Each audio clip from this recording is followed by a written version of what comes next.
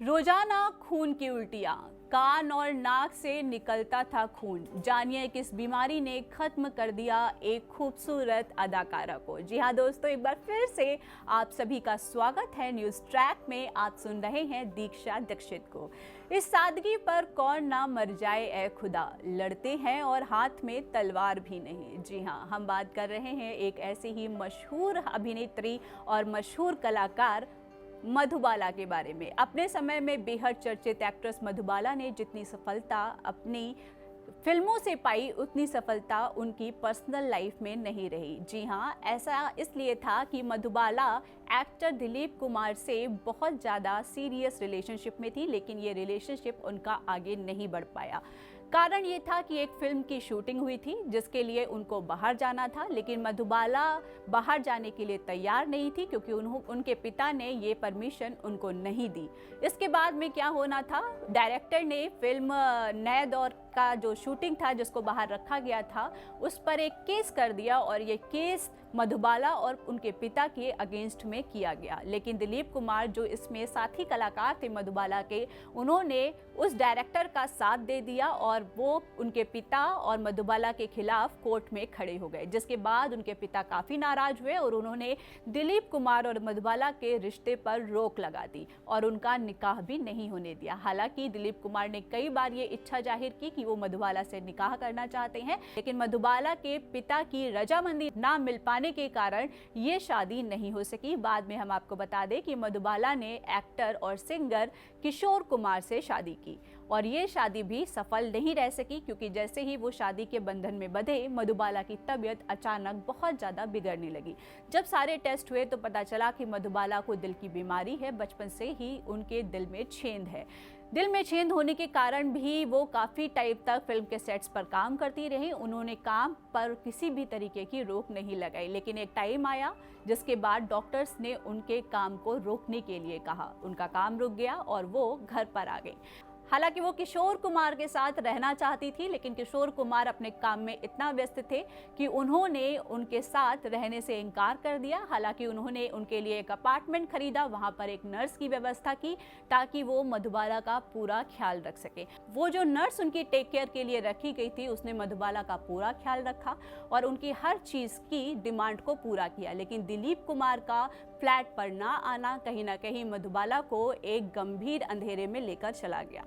अकेलेपन का शिकार, गंभीर बीमारी, एक्टिंग में फेल, इन सारी चीज़ों ने मधुबाला को इतना ज़्यादा प्रेशराइज कर दिया कि वो कहीं ना कहीं गुमनाम होती चली गई। हालांकि बीमारी से वो बहुत ही मजबूती से लड़ रही थी, लेकिन किशोर कुमार का साथ उनको उस तरीके से नहीं मिल रहा था जिस तरीके से मिलना चाहिए।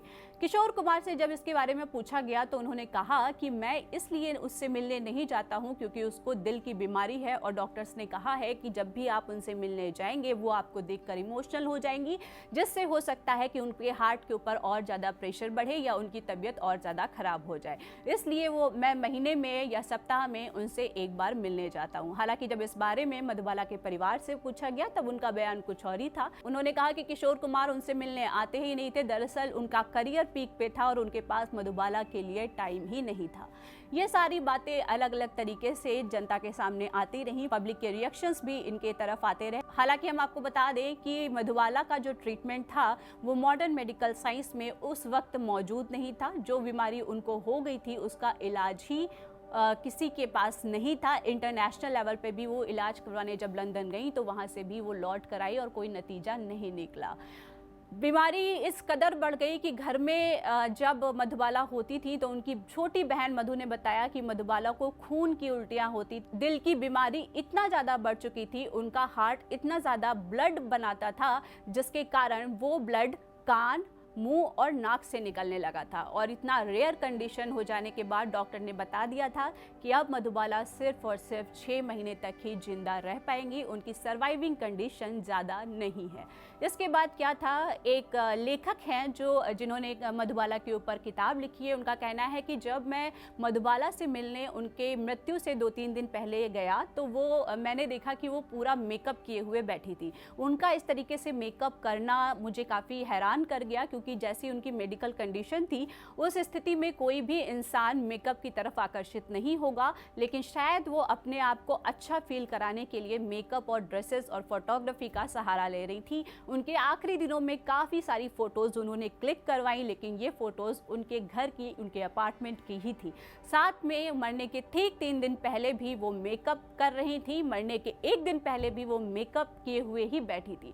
हालांकि जिस दिन उनकी मृत्यु थी उस दिन शाम को ही उनकी तबीयत अचानक से बिगड़ी और रात में ही उनका इंतकाल हो गया और फिर उनको दफना दिया गया।